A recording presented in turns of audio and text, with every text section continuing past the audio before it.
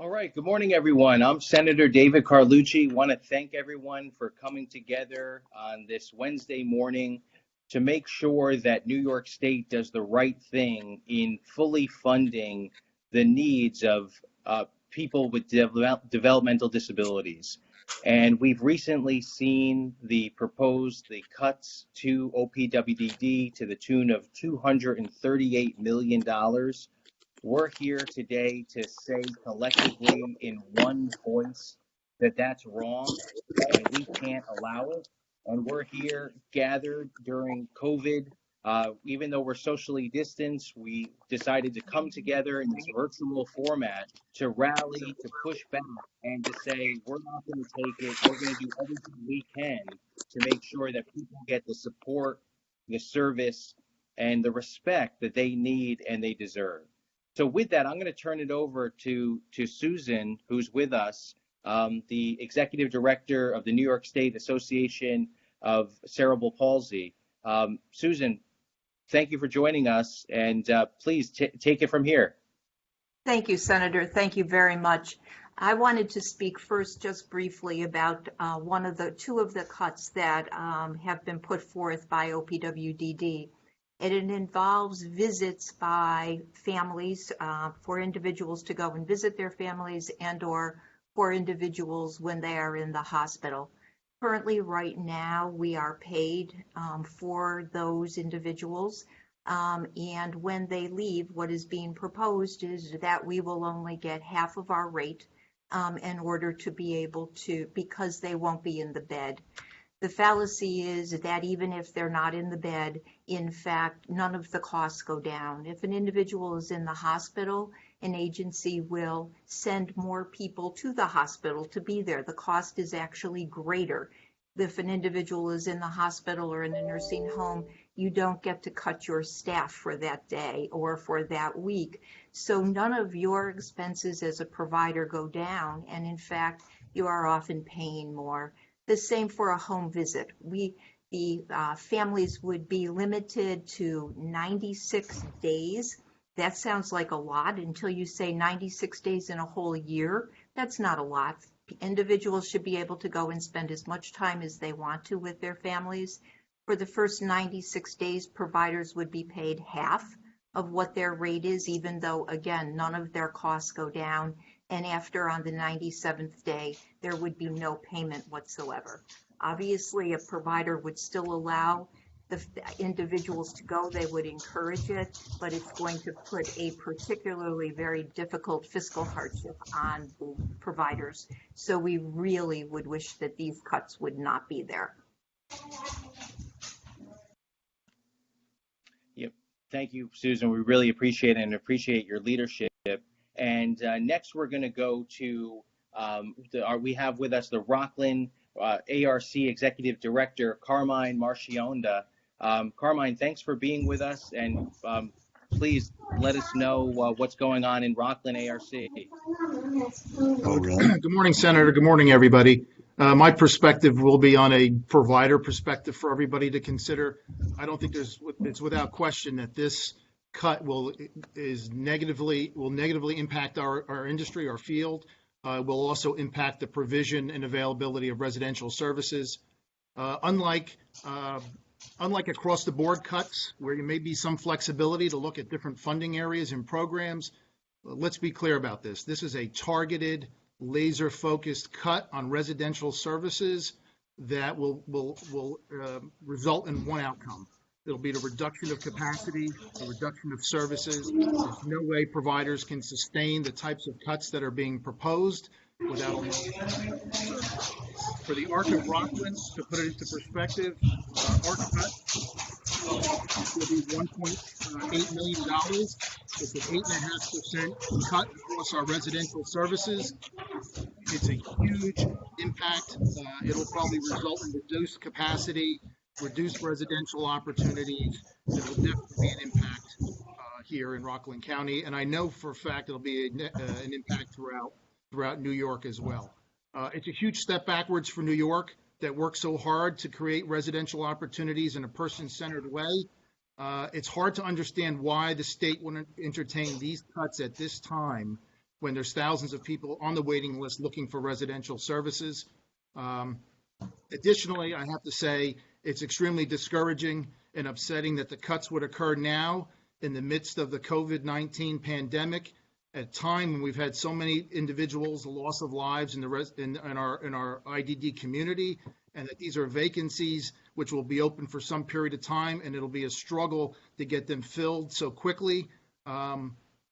Keep in mind, we're not in the business of filling beds. We're in the business of changing people's lives, meaningful transitions, successful transitions. It takes time to do it well, and we all pride ourselves in the provider community of doing that very aggressively and slowly, deliberately, and the vacancy occupancy allowance the state afforded us gave us some breathing room to do things right. I'm really concerned what's going to happen when these cuts, and if these cuts move forward. Senator, I encourage you with a loud voice to speak up on this. I know you have in the past. We stand here shoulder to shoulder with you and to support your advocacy, and I appreciate the opportunity to join you this morning. Thank you. Thank you, Carmine. I really appreciate it. And let's just make sure that we all mute our phones when we're not speaking. I know there's been some background noise. And Carmine and Susan are exactly right. Recently, I've introduced legislation. It's S8557. And the idea there is to speed up the release of critical funding that we know is due to OPWDD to help mitigate some of these impacts. But we have to push back against the full $238 million in cuts to OPWDD. We know that will just be devastating. To speak more about this, we have with us Tom McCallina, who is the president and also the IAC executive director. Tom? Thanks, Senator. Good morning, everybody. Yes, my name is Tom McElvanner. I'm also the president of the New York Disability Advocates, also known as NIDA, which is a statewide partnership of disability providers serving about 350 agencies across New York State. And thanks for this opportunity. It's been a most trying time, as everybody knows, for all citizens in New York State, but especially the community that supports people with intellectual and developmental disabilities. That community of self-advocates and families and providers and staff have been weathering the assault of this virus. And right now we're beating it back, thankfully, due to all of their efforts. We couldn't have done this without the fortitude and courage.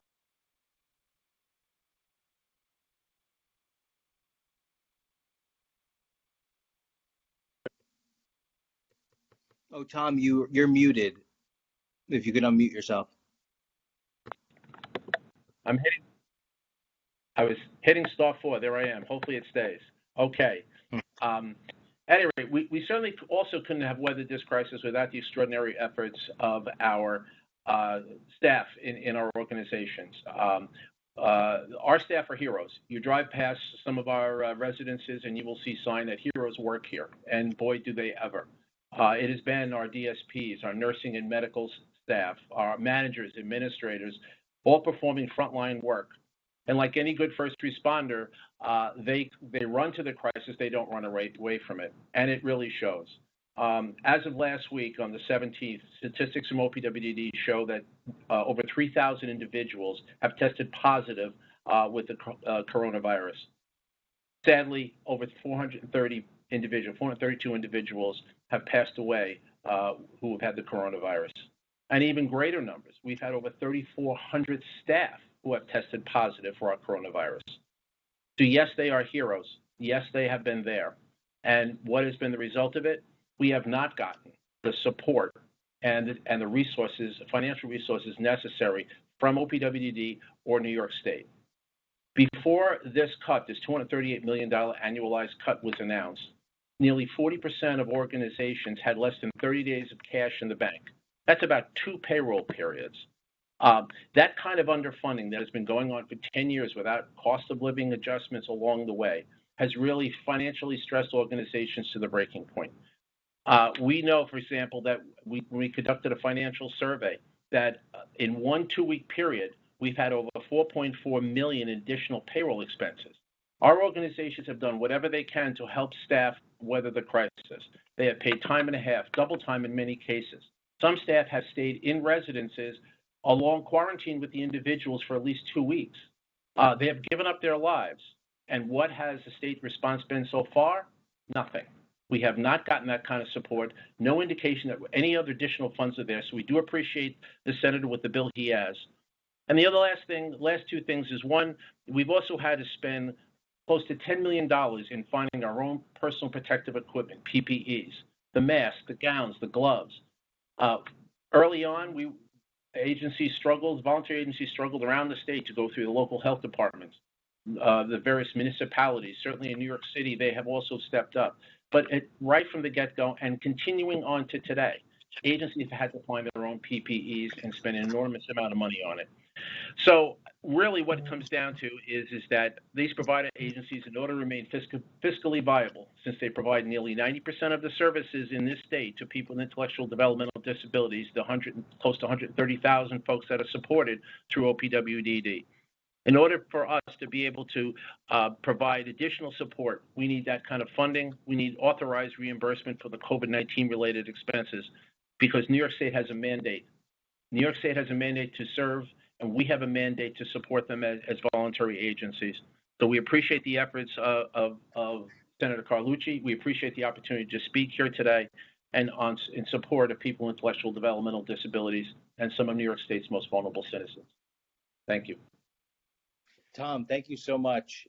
And we're extremely fortunate that we have with us a self-advocate from Joanio's Bobby Lewis's residence. That's Kim Mason.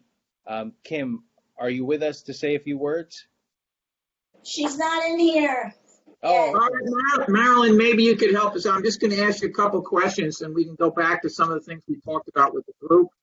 Marilyn, we talked about you've been home all these months, and you talked about how it felt. Can you tell us, the group, about what that's like?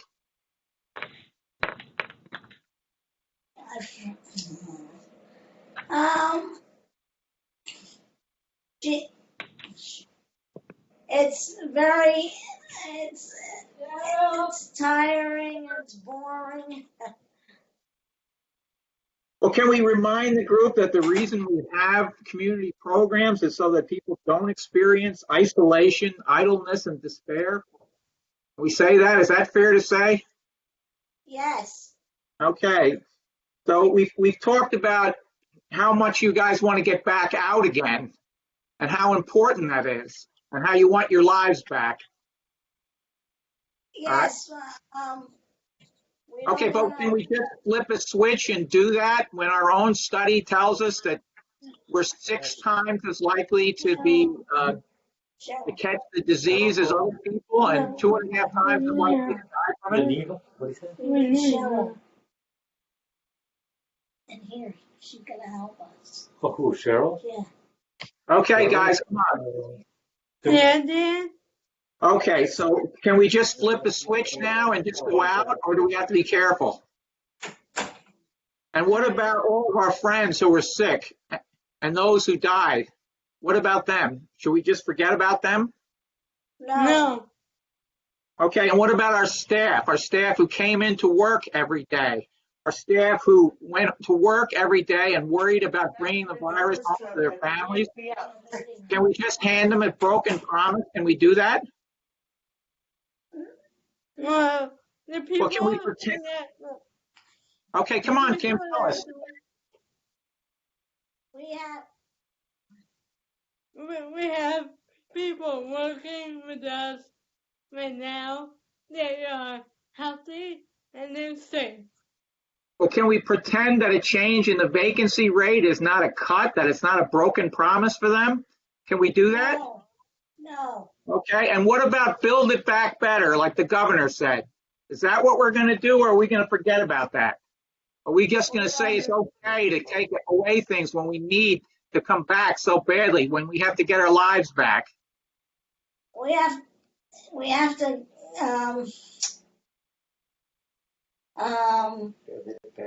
build it better. Okay, so let's just tell the senator so he understands our appreciation, and all these people that are trying to help us can hear what we have to say, that hope lives, that self-advocates are proud and strong, and that our lives matter.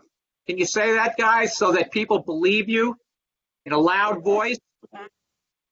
Our lives matter. Our All right, a lives little matter. stronger, guys, so people in Albany can hear you. Our lives matter. All right, you did a great job. Thanks, guys. Thank you so much for that.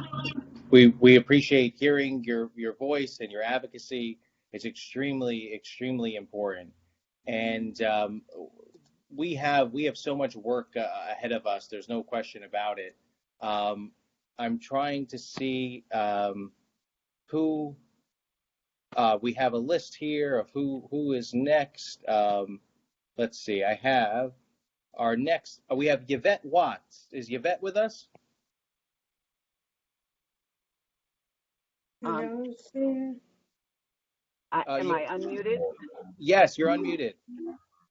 Wonderful. Thank you so much, Senator Carlucci. I want to thank you so much for your efforts in supporting the IDD community. It's been so much appreciated. My name again is Yvette Watts, and I represent the New York Association of Emerging and Multicultural Providers. My agencies are just like its title. We're in the most underserved areas. We have a wide range of agencies. Yvette, wait, hold on one second.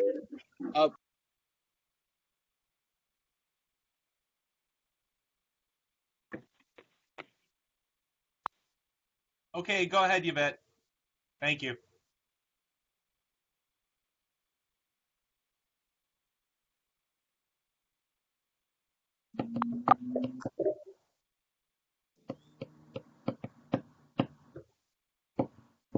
Senator?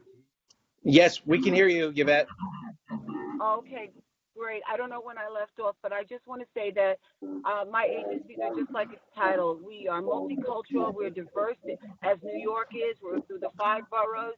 And I just want to reiterate what my colleagues, Carmine and Susan, have said, that these cuts to the therapeutic leave days will be astronomical to our agencies, especially mine, or the agencies that handle very medically frail individuals and individuals who have a lot of psychiatric concerns. What it does is it means that short term, of course, that'll be damaging financially to these agencies, especially my agencies who already have smaller budgets. But long term, it sends a signal that agencies will be reluctant to take on these individuals. So what that does is increases the waiting list for parents who've been waiting patiently for services. You know, there's a little small history here that there were agencies that were created throughout New York because some agencies couldn't take on those challenges of the medically challenged or psychiatric. So here they've waited patiently. Those agencies can take them on, but now we're back where we started again. So this is really very disappointing, and I look forward to, Senator, to continue your advocacy for these cuts as per the registry has stated, that we cannot do this, especially small agencies and large agencies that handle a lot of medically frail individuals, and especially individuals with autism. So thank you. Thank you, Yvette. And so just to summarize, we're here today. We've got a couple hundred people on Facebook Live, and we have about 40 participants on the Blue Jean app. And we're coming together to do what we can to rally against these proposed cuts. Look, right now, the Office of People with Developmental Disabilities is proposing a cut of $238 million. That's right, a cut of $238 million that could take effect on July 1st. This is in the midst of the COVID epidemic, which we know so many of our service providers have been hit extremely hard in doing the best that they can to help make sure that they mitigate any unforeseen consequences to the people that they serve. And so I stand with the advocates in urging OPWDD to reconsider these devastating cuts and to work towards solutions with our nonprofit providers who are doing the life-saving work. We must stand and fight for our direct service professionals, our DSPs, as well as our state's most vulnerable citizens. This massive funding cut will adversely impact nonprofit providers of residential services, our CCOs, our care coordination organizations, and so many others who have been on the front lines of the COVID-19 pandemic. You know, our DSPs have been working each day to ensure the safety of individuals with intellectual and developmental disabilities, and were in many cases without adequate personal protective equipment. And sadly, our providers were not given the funding necessary from OPWDD for PPE, and were without adequate support from the Office of Emergency Management, who was tasked with distributing PPE. So I've heard so many different stories and scenarios where direct service providers, where the nonprofit organizations really thought outside the box, did what they could to make sure that the staff and the people that are served were adequately protected. So I'm so grateful to all of you for your commitment to our most vulnerable populations, to never giving up, to whether it's COVID or disastrous budget cuts or bureaucratic red tape. You have always found a way to push through. But we have to do everything that we can in this next week to make sure that New York State and all of our residents recognize what a disaster this is looming in front of us. In a time when everyone knows that we need more service, not less. We have to do everything we can to push back. So I want to thank everyone that's here today, and I wanted to just leave it open if there's anyone else that had some comments. Before we do that, let's do what we can. I encourage everyone that can to write a letter to the editor of your local paper or any papers. Let's make sure we do what we can to get the message out. I think with all the news that's constantly around us, this critical, important issue has been pushed aside. So I stand with you as a state senator, as a resident of New York State, someone that's deeply concerned about the quality of life of our most vulnerable residents. We have to do everything we can to continue to push. So with that, I'll open it up. If there's anyone else that wanted to have some closing comments, please speak up, unmute your phone and tell us your name. Senator Carlucci, this is Susan again. I just wanted to thank you. You have been an amazing champion for us, and I just want you to know how much the provider community appreciates what you do. Every time that we're in a bad situation, we know that you're the person that we can count on. So we really want to thank you. We're in a particularly bad situation now based on everything that's happened in this state. And I think the providers who have been admirable through all of this COVID piece really need, rather than cuts, we need support. And we know that we can count on you. So we really want to just thank you. You have been our champion. Well, thank you, Susan. That means so much to me. I'm deeply honored, and I'm honored to partner with all of you because you guys are all the real champions standing up and protecting those on the front line. So I'm just so grateful to you, and I'm going to do whatever I can to push back against this and to make sure that we have the adequate funding and the resources we need to not just maintain the quality of life that people expect, but to improve it and to continue to excel and to move forward. So I look forward to working with all of you to make that a reality. And I want to thank you all for being with us today. And let's continue, let's hit the ground running. Let's tell everyone we can about the issue that we're facing. Let's be as loud as we can and spread that message. And let's reconnect on how we can continue to push forward. So, guys, thank you so much for joining us here today.